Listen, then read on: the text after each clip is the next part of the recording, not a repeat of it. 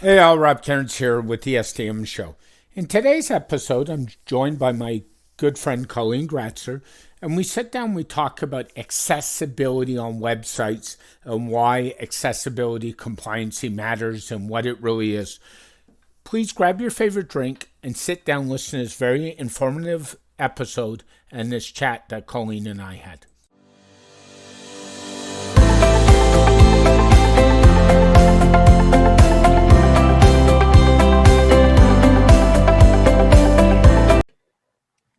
Hey everybody, Rob Cairns here. I'm here with my friend Colleen Gratzer. I hope I didn't butcher it too much. And how are you today, That's correct. Colleen? I'm great. How are you? I'm doing good. So today I thought I'd have you on to talk about a subject that, especially if you're in a nonprofit space, you got to look at, and that's accessibility, AODA compliancy, that kind of stuff. And where it kind of came from was I'm now working a contract for an organization in Canada that's very much AOD compliant, and it's one of their big pushes. I'm not directly involved, but I thought it'd probably be a good topic to talk about. So tell me a little bit about yourself and your background.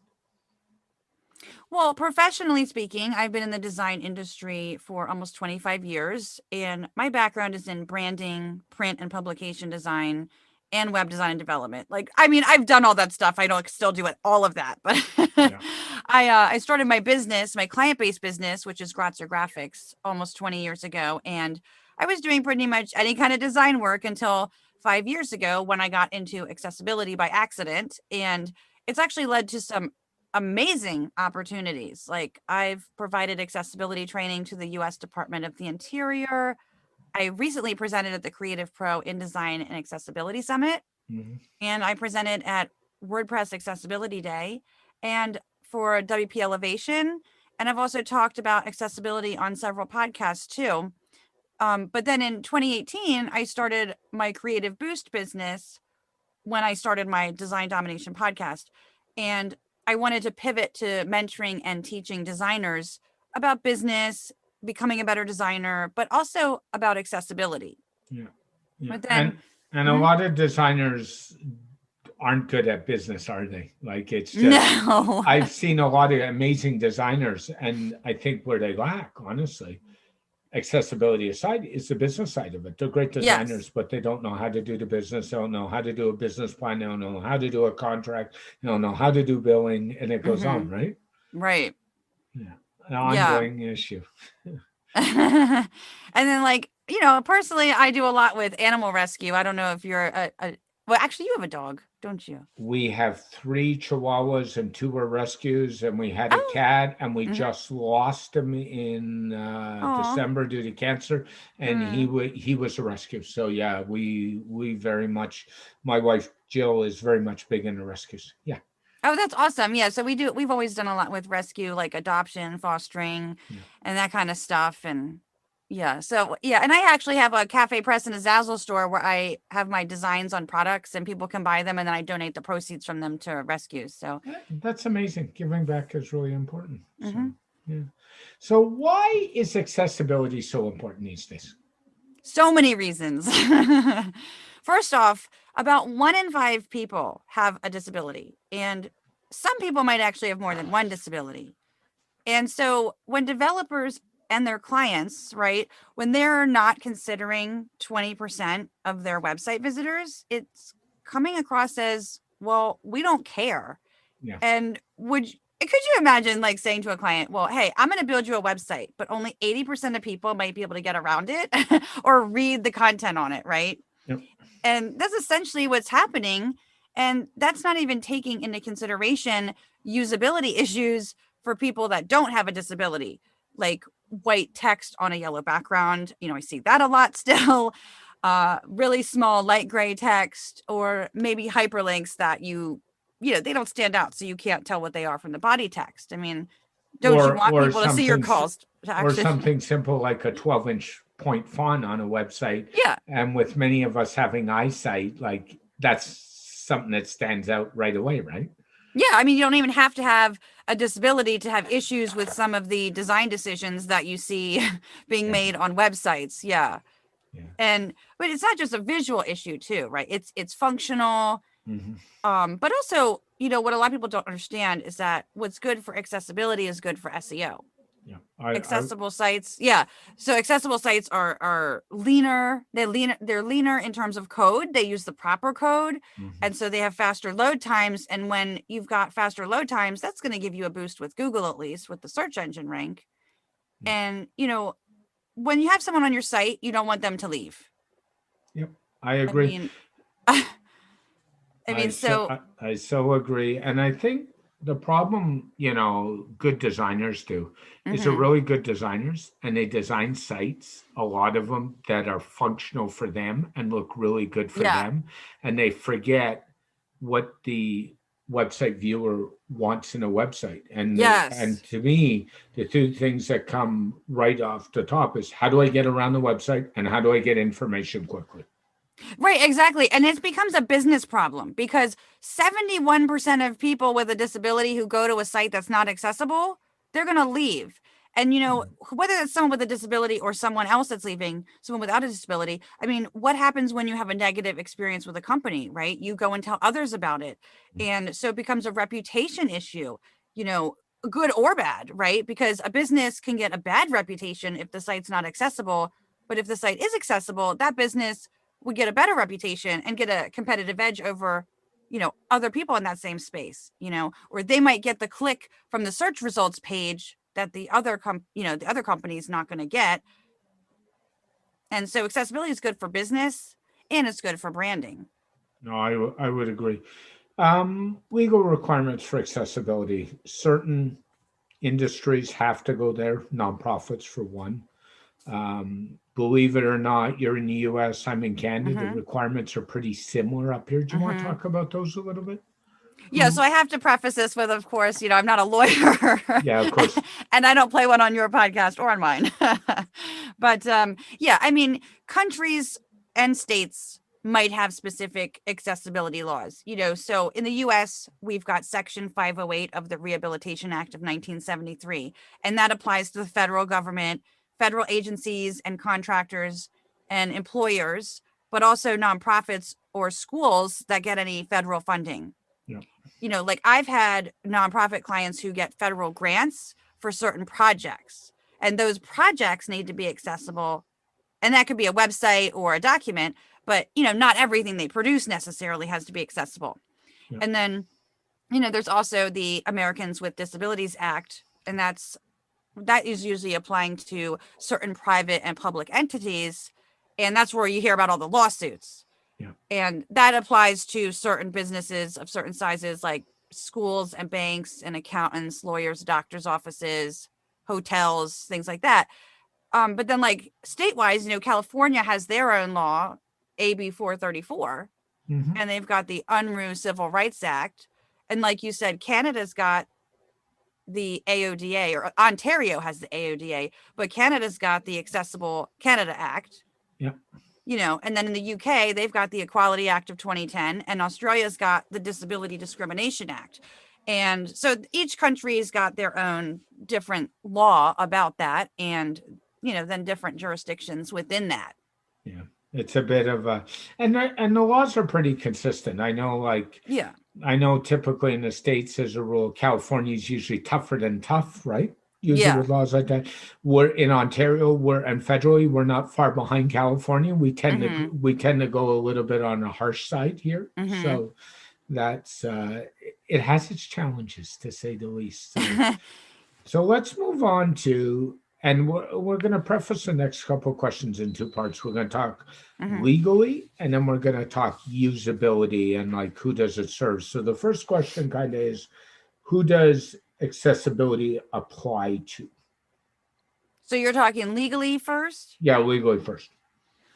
Well, I mean, if you're if you're dealing with, at least in the US, if you're dealing with the federal government or producing anything for them Mhm. as a contractor or an employee, you have to comply with the Section 508 law. So Yeah. all those laws that I just mentioned, if you do work for any of those kind of businesses that fall under any of those laws, or if it's a federal government, then that's usually, what you have to do. But the laws don't tell you how to comply, they tell you who has to comply. Yeah. So like a lot of the laws will reference the Web Content Accessibility Guidelines, which we call WCAG for short. They might reference those and say, okay, well, we'll consider a site compliant if it meets, WCAG 2.0 or 2.1 AA, right? You've got Yep. the version of WCAG, and then there's 3 levels of conformance, A, AA, and AAA. And the typical one to meet is AA. Because like AAA is really rare, but it's very strict. And usability wise, who does it serve accessibility? Pretty well everybody, right? Oh yeah, it definitely applies to everybody. But I mean, I have found that a lot of designers and developers think that accessibility is all about, like, they think wheelchairs and blindness, right? When they hear the Yeah. word.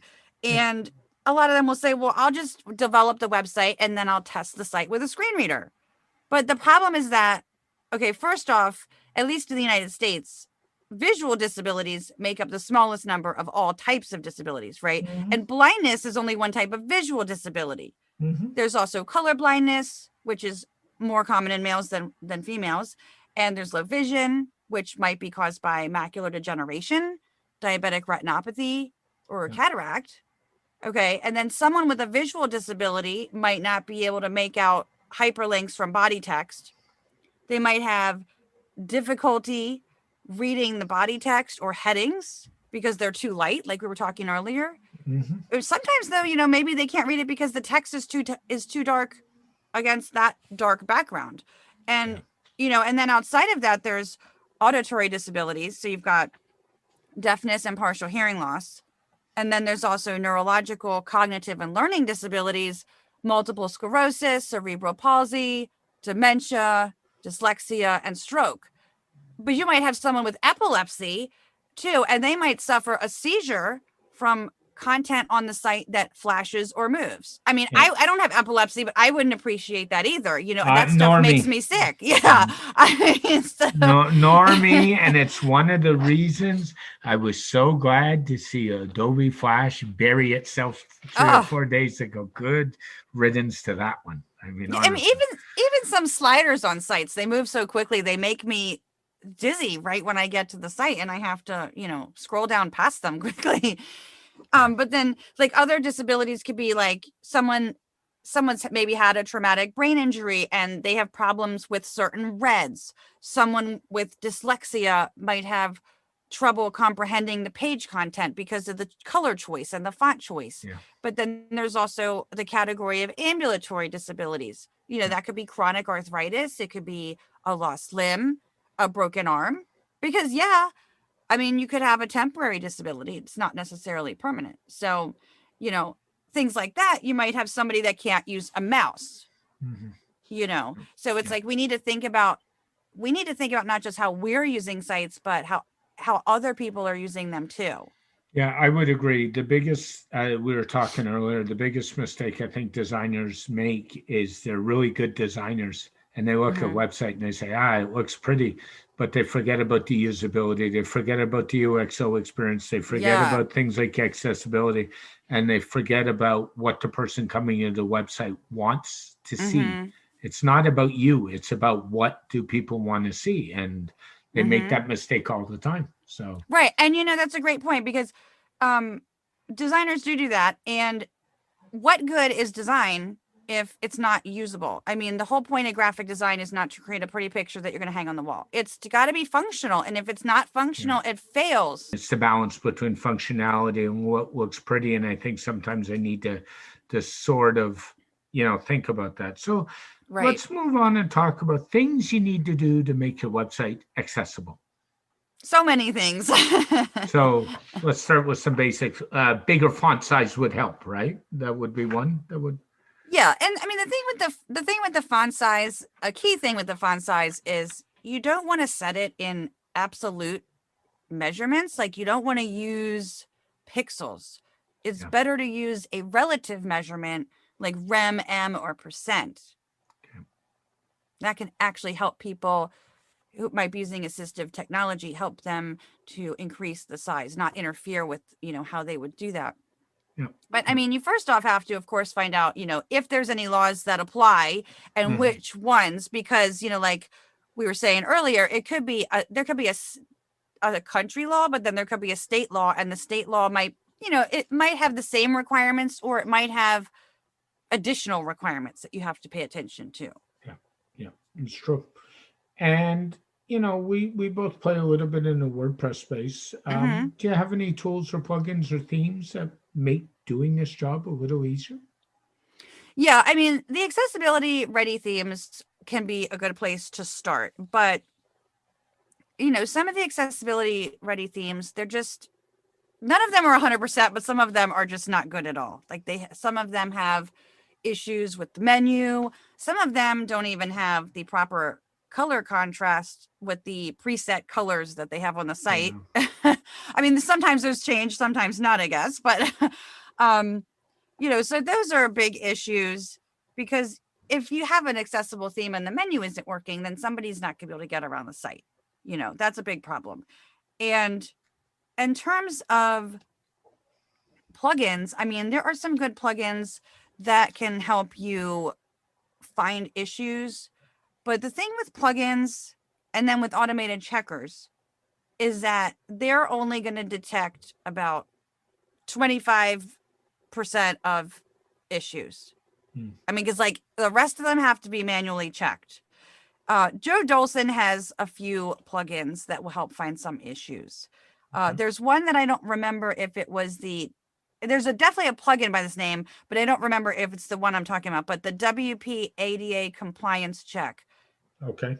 I think that's the one that helps you modify alt text in bulk, but I think it also will change the alt text in the images in the media library, but also where the images are on the page. I could be wrong about that, but I did see one that does something like that.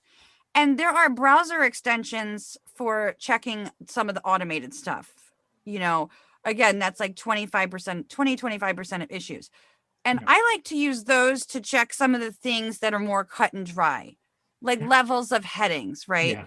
And then color contrast, and then the presence of alt text, because a lot of these things can check if there's alt text or if there's an alt attribute, right? Because it's okay to have empty alt text, and some images should have empty alt text, like decorative images should, but you have to have an alt attribute on there on the image tag. Everybody likes to call it alt tags. It's not a tag.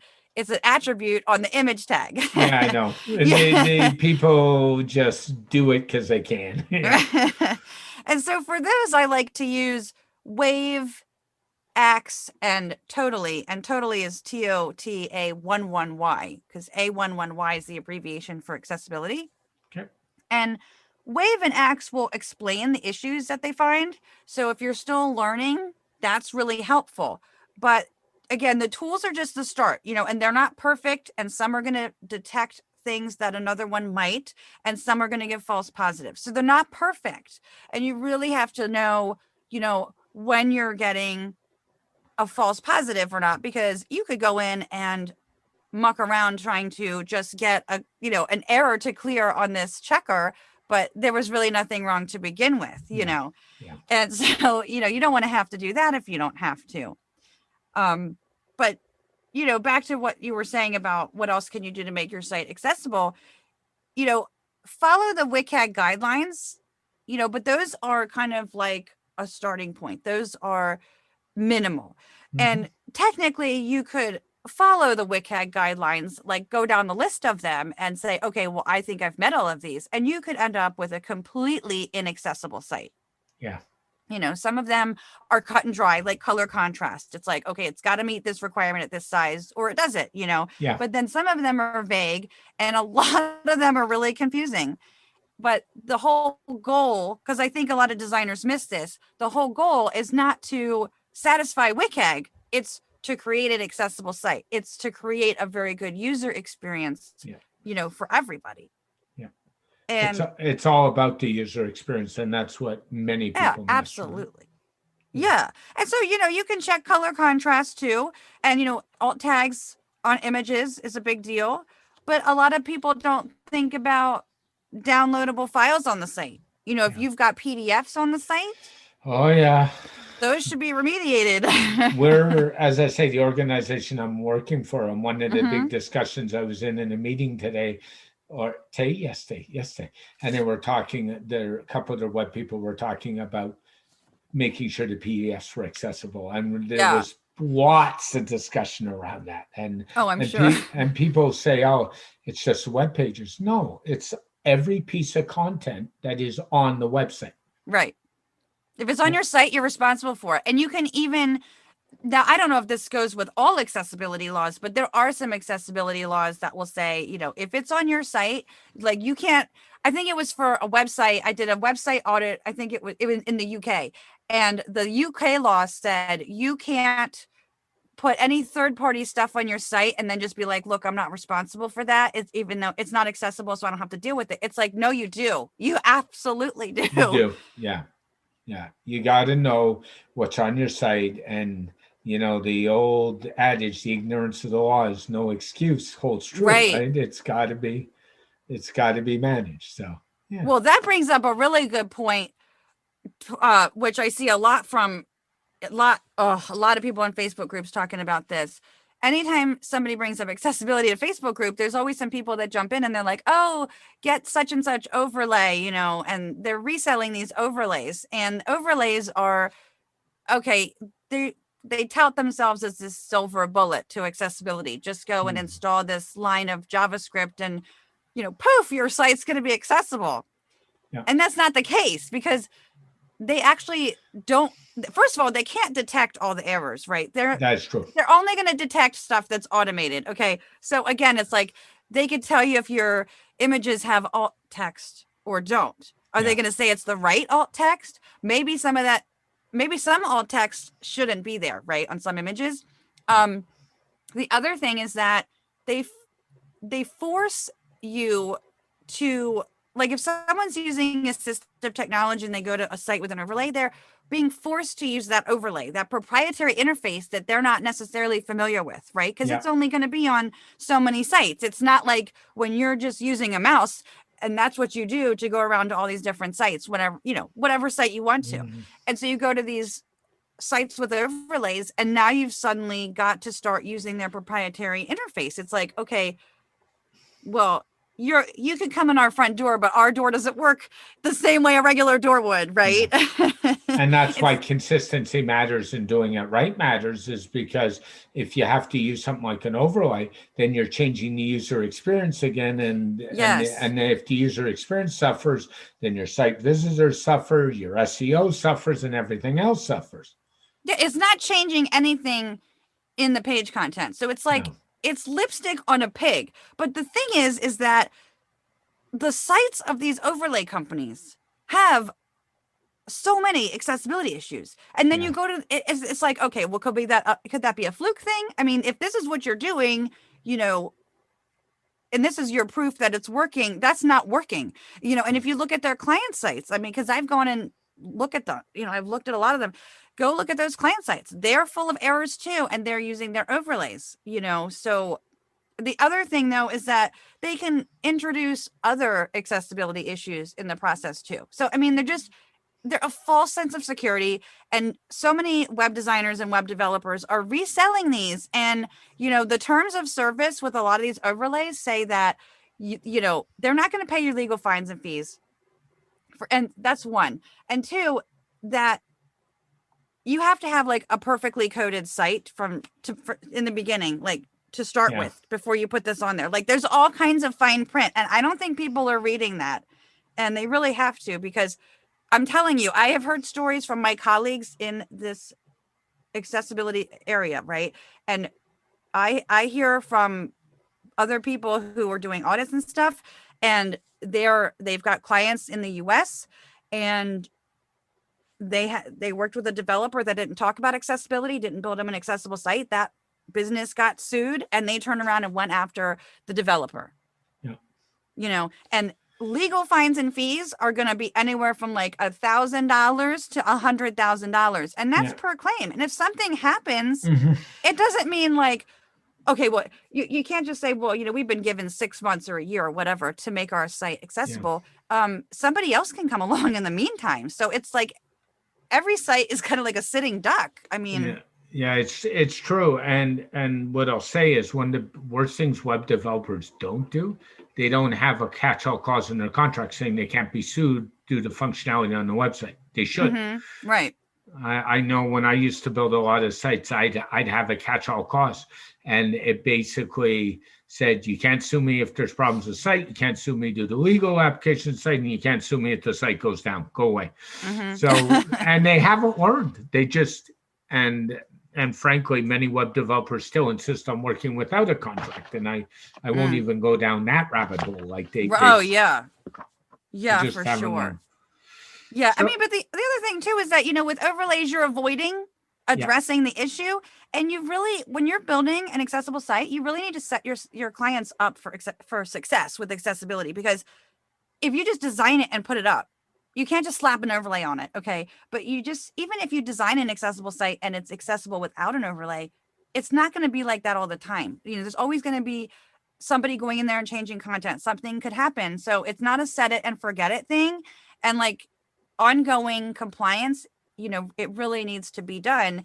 And, you know, and also like periodic screen reader and keyboard testing, it's yeah. essential, before you launch, while you're developing, but also like periodically, anytime you're introducing new functionality to the site, Yeah. as long as it's not an overlay. And get somebody, don't do it yourself. Get No. somebody who uses a screen reader on a regular basis to do the testing for you if you can. Like, really?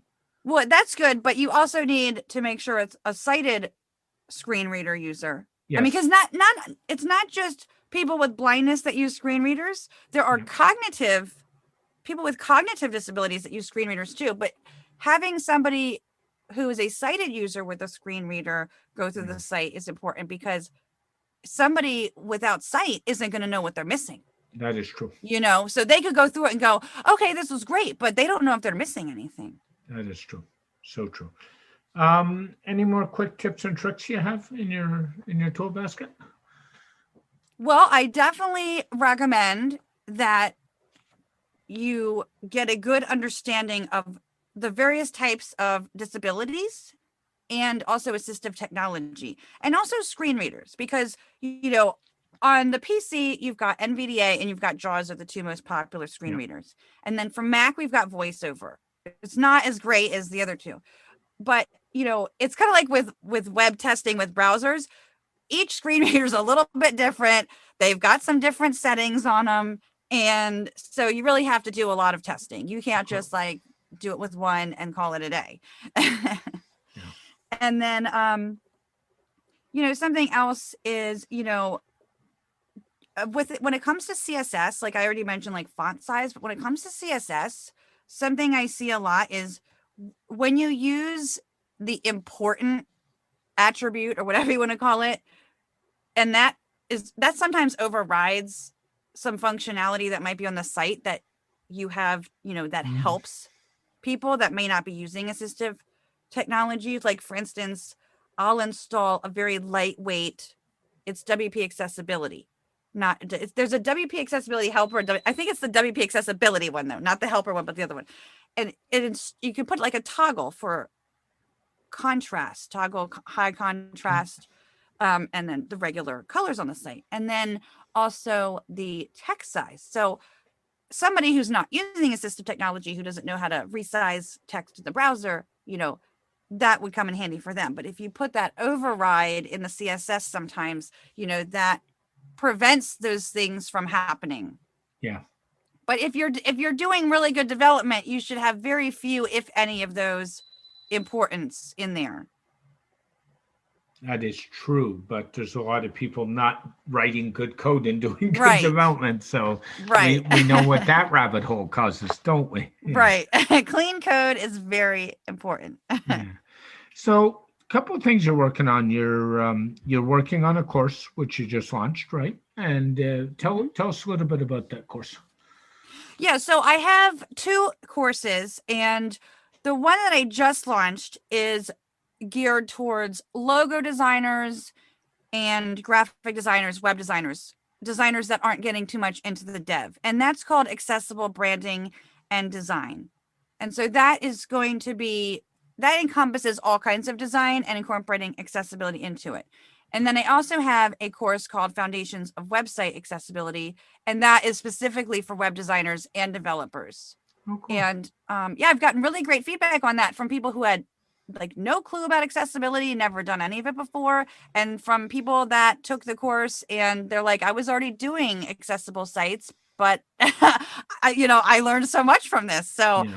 it's been great to get that kind of feedback. I mean, I really love talking about this and getting it out there. And Yeah, you do, and it's important. So if somebody wants to get a hold of you, sign up for your courses, say hello, ask you a question, what's the best ways? so the courses can be found at creative-boost.com, and then you can just click on courses in the menu. But then for consulting work, I do accessible InDesign and PDF files, creating them and remediating them. And remediating means taking an existing file and fixing it to make it accessible. And then I also do website accessibility audits and accessible website design and development. And that's through my other company, which is Gratzer Graphics. And that website is gratzergraphics.com. Thanks so much for joining me today, Colleen. Thanks for your insight. I hope it helps some people and gives them. I think this topic is one of the most misunderstood topics out there. And for sure. I think it's really important that some people understand what you're talking about and get in touch with you. You're approachable and you're always great to speak with. So thanks for your time and have a great day. Thank you so much. I appreciate it. A very special thank you to Colleen for joining me on this week's episode. I hope you found the chat on accessibility and now you understand what accessibility really means and that it was informative. If you want to see past episodes or get in touch with me, please see my website, stunningdigitalmarketing.com. You can reach me by email me at vip@stunningdigitalmarketing.com or tweet at me at Rob Cairns. I'm also on all other major platforms. This podcast is dedicated to my late father, Bruce Cairns, and my wife, Jill McLean Cairns. I love you both very much. Please keep your feet on the ground, keep reaching for the stars, and make that business of yours succeed. Bye for now.